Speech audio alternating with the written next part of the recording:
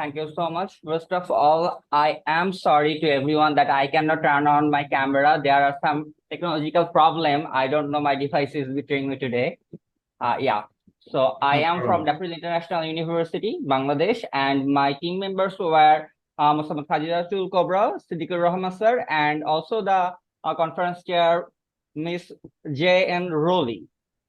So first of all, when we talk about Google Map is basically a application, computer application and a mobile application that is based on GIS and GPS that helps us to navigate, that helps people to find the destinations and navigate and get the time duration that how long it will take by car, by walking and by bus or by metro if that is available in the city.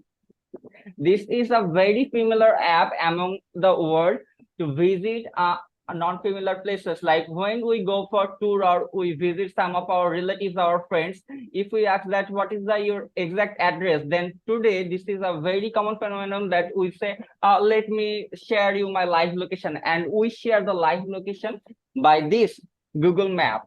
And this is something what is helping us to do not hesitate to visit someone where we are not local, or this is helping us to not feel the fear of that I might lose because I don't know that state or that path. Also, when today we find out some roads or address, or we need help to navigate, Google Map is the mobile application that is helping us to find different location address, even easy methods. It can also help us through satellite view to find out the buildings and the other infrastructures in the area that we are exploring, and it provides us the approximate time and the targeted destination, walking and driving directions as far as the traffic updates, and suggests alternative routes if there is jam or anything else. It has advanced features that can find restaurants, emergency services like hospitals, police stations, and etc. Gas station and pumps near you. Now, when the Google Map is helping us to do this so much like things and helping us to make our life easy, the scope of study stands that when the companies and the people we are witnessing that Google Maps is helping millions of people to navigate and to walk around the world, does actually the Google Map help the tourists? And if yes, then how? This study has been conducted to answer the following questions and find if there are any requirements from the real tourists and the industry experts. Objectives of this study were the core objectives. If Google Map is actually helping the tourists, and what else tourists expect from the Google Maps application. Now, when we talk about the methodology was qualitative and quantitative both, as the authors have tried to explore the main tourist attractions of Dhaka city while taking directions and navigation from the Google Maps. Also, we have surveyed 110 university students who are doing bachelor in tourism and who often makes tours. So they have shared their real life experiences with us and their real life suggestions that what could make the Google Maps better, and the have identified some impacts on tourism support. So now I will directly go to the findings and discussion. In the questionnaire, we had a questionnaire that we prepared via Google Forms actually. So there the participants said, when we asked that, do you ever use Google Maps to travel somewhere? The answer was 99.1%. Like you can say it is actually 100% that everyone is using Google Maps when we are traveling somewhere. And then the next question we asked, that was the information provided by Google Map correct? Because you know, every technology, every software gets some glitch. There are not everything perfect what we get from the Google search. Like if we search something for Google, we can get manipulated for the SEO and everything else. So every time the information we get are not correct. So we thought about asking that if the question that what they asked to Google was okay, the answer was correct or not. So there was 66.7% participants who told that yes, the question they asked or the help they asked from Google Maps were correct. But 4.6% people said that the information provided by Google Maps were confusing.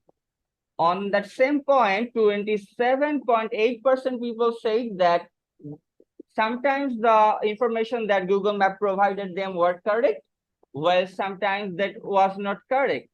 And less than 1%, like 0.9%, said that no, the information that provided by Google Maps were not correct. Then we asked them, do you feel you can visit the other countries depending on Google Maps? 86.2% people said that yes, they can rely on Google Maps to visit foreign countries, but 30.8% people said that no, they don't feel that much confident on Google Maps that it can help them to explore any other country or any unknown place that they haven't been ever before. Did you find Google Maps helpful? This question got an answer of 98.1% people said positive, that they got the Google Map app very helpful, but 0.9% said that no. And another 0.9% said that it was sometimes helpful, but there was a very minimum number when the map was not helpful to them. Now we asked to those people that if you can suggest any feature or any other development that Google Maps can develop, and that will help you to make your tours much more better and much more smooth. On that point, they answered that the navigation of Google Maps was not always correct, and especially in the developing countries, like I belong from Bangladesh. If you visit Bangladesh, India, Pakistan, Sri Lanka, the navigation is poor. While if you visit a United Kingdom or USA or Spain or the developed countries in the world, the Google Map, the navigation, the satellite view is very, very much developed and very much clear. But this is not such as developed in our Asian portion. So we need accuracy in that portion. And then there needs regular updates of new roads and routes. Like as we mentioned that the developing countries, we are developing every moment, like within 3 to 6 months, there are new roads, new bridges are introduced in our countries, but Google Map is not developing or updating their data accordingly. They are very poor, like they develop their data after 3 years. So when we are going to visit somewhere, if the data is 3 years old, maybe there is a shortcut already developed, but we cannot see it on the Google Maps. And update maps for the rural regions, as I said that the countries like which are not developed so much, the map is not so much developed in the area. And then clear show of flyovers. There is a very critical condition in Google Maps visibility that when if there is a flyover, this confuse the people because that shows like a circle. It makes a very awkward moment for us to understand that what the map actually want to say. And then live streaming, 5D visible, and connect with the ride sharing app, latest photos of the location. A height count map could be helpful, and old maps for study can be added as features. 2 minutes left. Yeah, thank you. And there can be some details of the destinations, accurate directions and graphics, more area coverage, route planning for the walking and transport, probable jam alert data. As we have mentioned that if there is any jam, like traffic jam in the road, then the Google Map show us by red color the road. But as the Google map is observing all the time the roads, then it can probably alert us before that if you wanna use this route, it might have a jam within an hour or within 20 minutes. That would be very grateful.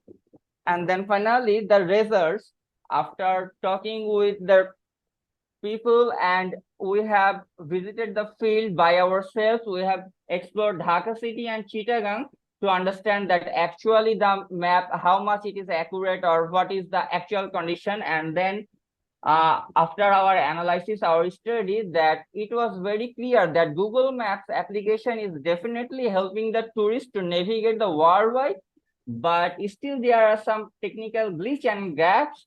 Developing those might make the Google Maps app one of the initial contributors in the tourism industry.